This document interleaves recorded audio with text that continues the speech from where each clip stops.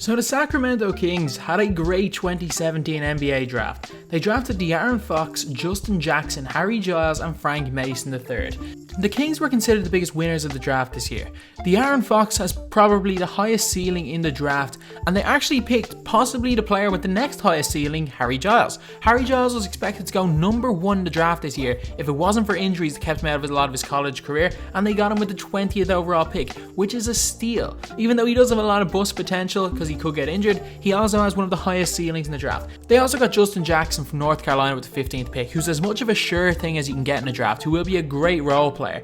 And Frank Mason III is not a bad player. A really good draft for the Sacramento Kings, one of the best we've seen in years, and it's actually from the Kings. But the thing is, the best rookie for the Sacramento Kings is a player that you guys have probably never heard of. And it's Bogdan Bogdanovic. Last year, Bogdan Bogdanovich was probably the best player for Fenerbahce in EuroLeague. And Fenerbahce won EuroLeague. They won the Final Fours. Last year, he averaged 14.6 points, 3.8 rebounds and 3.6 assists per game. Bogdan Bogdanovic is a 6'6" combo guard. Yep, he's 6'6". He's a playmaker. He's not small, which means he will survive at the NBA level. While he's not the passer of a Milos Teodosic, of a Sergio Llull, and probably even of a Luka Doncic, he's still an extremely good passer and a great playmaker. Bogdan Bogdanovic is extremely efficient for a guard. Last year, he shot 50% from the field and 43% from 3. They're very good numbers, especially because the defense in EuroLeague is as hard as it will be a lot of the time in the NBA regular season. And even though he probably won't shoot 43% from 3, because that's an extremely high number and the 3-point line is a little bit closer in Europe, but not as big of a gap as a lot of people seem to think, I think that going into the NBA he will be shooting around the 40%, maybe 39, so he will come into the NBA well able to shoot the 3 ball. And I know what you guys are probably saying, oh, he's from Europe, he's not going to be great, he's going to be the next Mario Hezonja. But the thing is, Mario Hezonja was a little bit of a player. He was a bit part role player.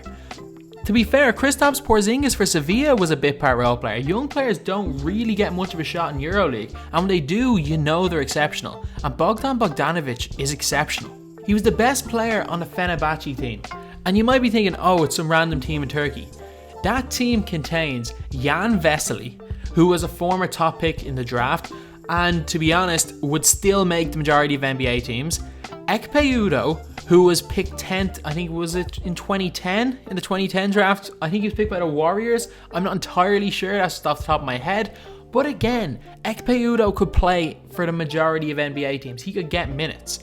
And on the bench, they have James Nunnally, who again, former NBA player. Luigi Datome was a solid NBA player. Pero Antic was very good for the Atlanta Hawks for a few years. And then DNP scored 0 points in the Final Fours. Anthony Bennett. And the fact is, in the big games, Bogdan Bogdanovic, 14 points, 17 points, in games where Anthony Bennett is playing 0 minutes. And people try to say that EuroLeague players have no chance in the NBA. Anthony Bennett played minutes for the Brooklyn Nets last year. Anthony Bennett is not playing minutes for Fenerbahce this year, the team that Bogdan Bogdanovic was the star of. And again, you guys still are probably thinking of Hezonja in the back of your head, and why wouldn't you? There's been so many draft busts from Europe. Actually, there hasn't really as guards. A lot of them just end up going back to Europe because they'd rather play there, like Dario Saric, and eventually he came over. A lot of the NBA players, it's their comfort zone in Europe. They get paid roughly what they'd be getting paid in the NBA, but they're in their home country, they don't have to speak English, and they don't have to play 82 games a year.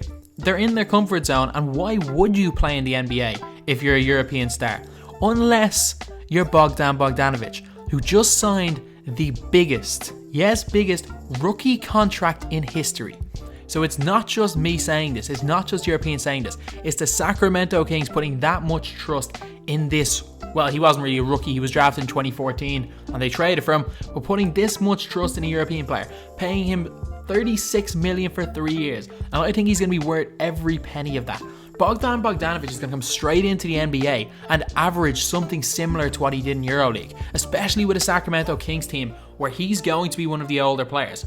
I know what you guys are going to say. They got Buddy Hield. They've got De'Aaron Fox is going to start at the 1. De'Aaron Fox is going to start. But I can't see Buddy Hield playing over this guy. Even though Hield had a solid end to his rookie year. He did. I cannot see Buddy Hield playing over Bogdanovic. Because he is that good. And most of you guys have never seen him play. If you've never watched international basketball, you've never seen him play. But surely you've at least tuned into some of the Olympics, where Bogdan Bogdanovic showed that he's as good as any player in the world in any other league. And the Olympics are showing that EuroLeague players are getting better and better and better, while the Americans are still the best, and they will always be the best at basketball. In the past, countries like Spain could compete. The 2008 Redeem team, a lot of people think could possibly be the best team of all time, and at worst, the second best team of all time. Does anyone remember how Spain were missing probably their second best player and still nearly beat them in the Olympics final? And then, now that Spain are old, who's coming through? It's Serbia. Milos Teodosic, Bogdan Bogdanovic, Nikola Jokic, Raduljica. They are really, really good, and Bogdanovic is one of the best players in that country. He was first team All EuroLeague this year, and you don't go from being first team All EuroLeague to being a bad NBA player. At worst, he's going to be a 12 points per game player, and at best, he could be legit become a star in the NBA. You think I'm kidding? He could legitimately become a star. I think that Teodosic is going to be a fan favourite, but I'm calling this now. I called it last year that Saric was going to win Rookie of the Year, and I was a little bit wrong, and I'm calling it right now. Bogdan Bogdanovic is going to win Rookie of the Year for the Sacramento Kings. Not going to be De'Aaron Fox. He's not even going to be the best rookie on his own team. Bogdan Bogdanovic is going to win Rookie of the Year. That is my bold prediction. So anyway, that's the video. Thanks for watching. Please like, comment, and subscribe.